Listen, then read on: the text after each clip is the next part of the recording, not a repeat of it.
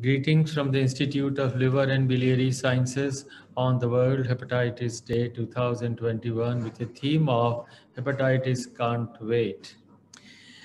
ILBS WHO Collaborative Center was inaugurated in 2015, and the first consultative report with the WR here, and we were able to show that viral hepatitis really makes a difference to the country, and we need to have consultations. In 2015, a national action plan was drawn up along with the Government of India and WHO. And in 2016, we developed the National Surveillance Plan, and 2018 the program was launched. And the whole idea was that in India, both Hep B and Hep C, with nearly 50 million people, can we control transmission? Can we provide access, affordability, and free drugs, and a universal hepatitis B immunization, with a promise that none gets infected tomorrow? When for HIV we have a success in treatment, why not for hepatitis B and C? This is to show you a very important concept of primary, secondary, and tertiary impacts in the minds of people who are living with hepatitis B and C. There is a fear of disease progression. Every morning they would see whether their eyes are yellow, or they put up the hands on their tummy to see if the liver is all right. Of course, it leads to financial loss. They have a fear of mixing around in the family and friends, and the vice versa for infecting others. Primary impacts of the virus on the mind all the time.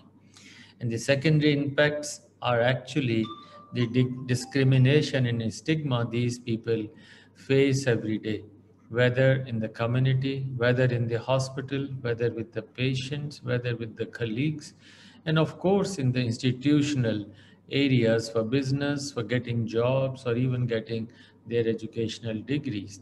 And tertiary impacts, which only they feel, a silence, loneliness, withdrawal, feeling of stigma, guilt, and passivity in life.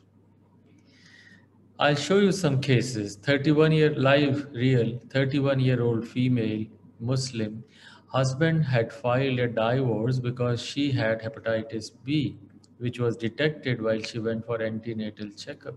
Husband has not given her any financial support, accused her of cheating and not sharing, and the now woman is living with her brother with a child. This is a 25-year-old female nurse from Chennai who came to Delhi to join in a corporate hospital, was found to be HbA positive. HR of the employer has put her on appointment on hold. She needs no active treatment. She is healthy, but where is her future?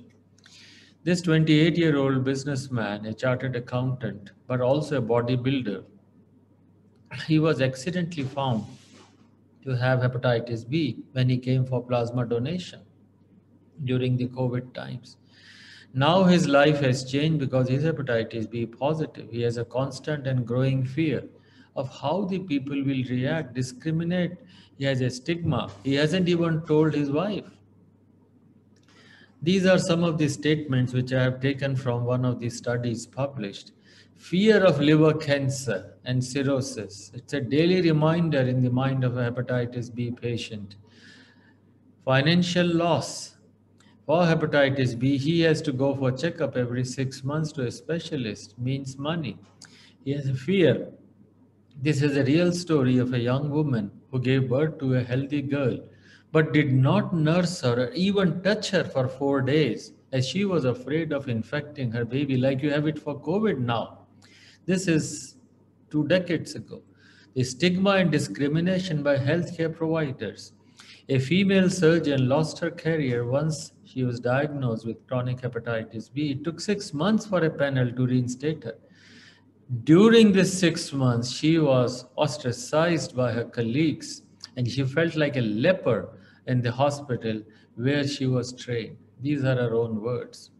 Well, 2011 CDC updated the guidelines for HBV infected healthcare students and workers, and this became the cornerstone of a court decision. An HBV infection became a protected condition in 2013 in US under the Americans with Disability Act, a federal law that prohibits institutional discrimination based on persons' disability. We need a change of mindset. If you have got HBV from your mother through perinatal transmission or through your profession, what is your mistake in that? Why should you get all that stigma? We need to change our mindset.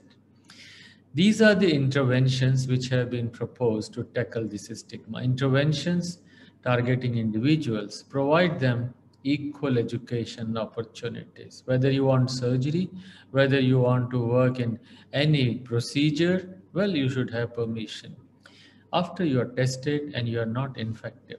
Interventions targeting healthcare workers. We should train our people bottom up approach from the periphery to the center. Train them in diagnosis, prevention, treatment, most important, counseling and communication to reduce the stigma towards patients and colleagues. We also need interventions to train our policymakers. They have to change. HIV, everybody has a policy. Courts give you policy, but for Hep B, very little. So we need advocates in the Be Free campaign, hepatitis B free campaign in the country. For these reasons, we initiated in 2018 a program called Empowering People Against Hepatitis, the Empathy Program. And this had pledge of people. Why empower people? You have seen how they live, how alone, lonely they are. One more time, primary impacts, the secondary impacts, and the tertiary impacts. We have to wipe them away. Let them live a normal life. The empathy campaign, the main idea was to identify and understand the perspectives, the experience that these people have, and then share it with others to mitigate their feeling and undertake a comprehensive campaign to destigmatize hepatitis and create an enabling environment for people and their families. Well, go beyond awareness, generate dialogue, let them speak, generate empathy, make the community understand the challenges faced by affected, and innovate campaigns leading to community action. Target groups, population at large. Well, we started with this vision for Rajasthan where we got, and now it is all over the country. I pledge that I will keep my liver healthy, get myself tested, vaccinated, generate dialogue with my colleagues, teach 10 people about hepatitis B and C, and will not discriminate people living with B and C and contribute to empower them. Well, there was a pledge, and you can see that Honorable Speaker of the Parliament, along with the health and the law ministers and other dignitaries, started with this pledge. This was also repeated in 2020 in the Parliament with WHO Regional Director Dr. Khetrapal also joining through the VC. Well, the whole idea is to generate a dialogue, encourage people, provide compassion and a trust, and developing emotional literacy and talk openly. We need each and every step to be worked out. We got Mary Kom. She is the ambassador, at least in India, for hepatitis B. India will win, hepatitis will die. Well, I Pledge Support was carried out in the metros, into the Supreme Court of India, and even by the President of India in an exhibition. It went on, as I showed you, to the Parliament, also to the villages and community outreach programs. Dental surgeons, the airport authority are main partner in this, and also in the school competitions in different parts. We also took it to the Skills University. We also prepared what is known as hepatitis education program in a school called Happy School, and this is phase 2. So we trained close to 1,100 teachers in hepatitis B and hepatitis C, and now the teachers can train the student. You may repeat when I say, yes, I pledge. my support against hepatitis B and C. I pledge that I will try to keep my liver healthy. I pledge that I will get myself and my family tested and vaccinated. I pledge that I will generate dialogue with my colleagues on hepatitis B and C. I pledge that I will teach 10 people about hepatitis B and C. I pledge that I will support people suffering from hepatitis B and C. I pledge that I will contribute in empowering people against hepatitis B and C.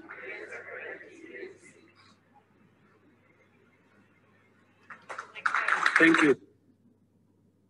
I have nothing more to say. I want to thank and I hope we can help each and every person living with hepatitis B and C. Thank you and greetings on World Hepatitis Day.